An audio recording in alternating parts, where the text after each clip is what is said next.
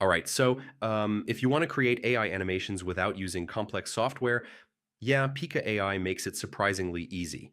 In this video, I'll show you how to create animations step by step. First, quick idea, Pika AI can turn text or images into animated scenes with motion and effects. Start by opening Pika AI and logging into your account. Once you're inside, decide what type of animation you want to create, like cartoon, cinematic, or realistic. Now, write a clear animation prompt so the AI understands your idea. For example, a cartoon character walking through a colorful city with smooth animation and dynamic movement.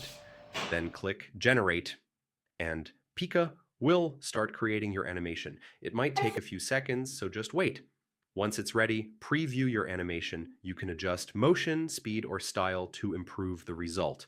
If needed, create multiple animated scenes, especially if you're building a longer video. After that, download your clips and combine them into one animation using an editing tool. You can also add sound effects, voiceover, or music to make your animation more engaging.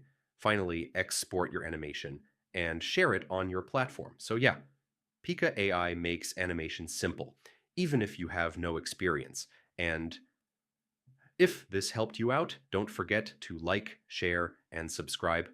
More AI animation guides coming soon.